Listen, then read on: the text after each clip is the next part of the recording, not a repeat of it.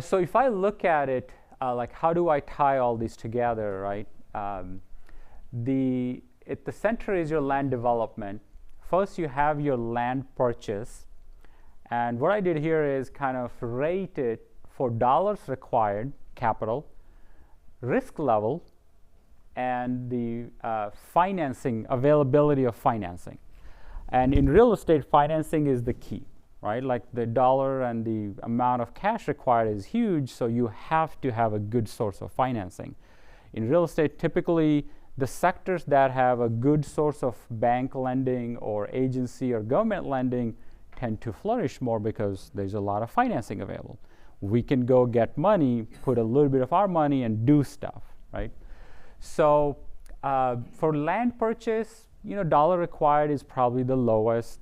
Of course, if you go to downtown location, it can be high, but generally of the overall project, land is the smallest piece. Risk level is the highest. Until you get it entitled, it's a high risk. Financing is kind of middle of the road. It's easy to get for land 50-60% LTV. You're never going to get 80 or higher than that for financing, but generally financing is available.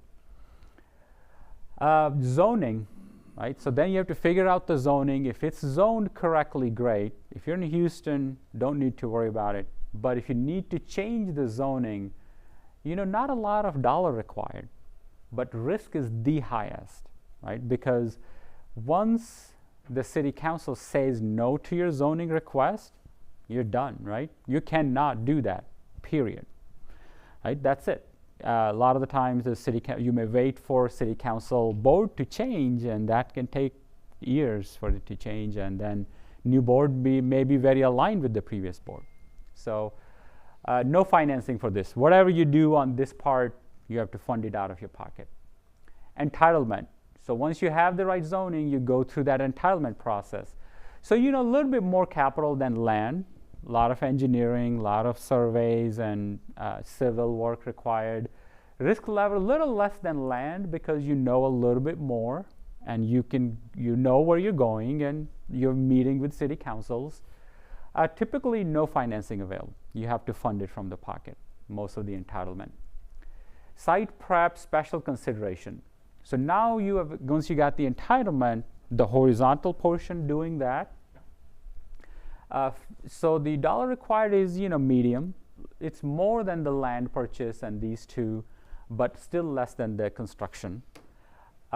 Risk level is now lower than these steps because it's entitled, right? You know what you can do and how much money you're going to make, right? On these steps, you don't even know if you're going to make money or not because you have to, what size building, construction cost, and what is the sale or leasing price for that. And typically good financing options available for this, for the site prep. Once the site prep is done, comes the utility and infrastructure. Again, similar to your site prep, and then comes your construction. And that's where the dollar required is the highest. Almost all the capital required is in this step. Risk level is lowest. You know exactly what you're doing, where you're going, and very good financing.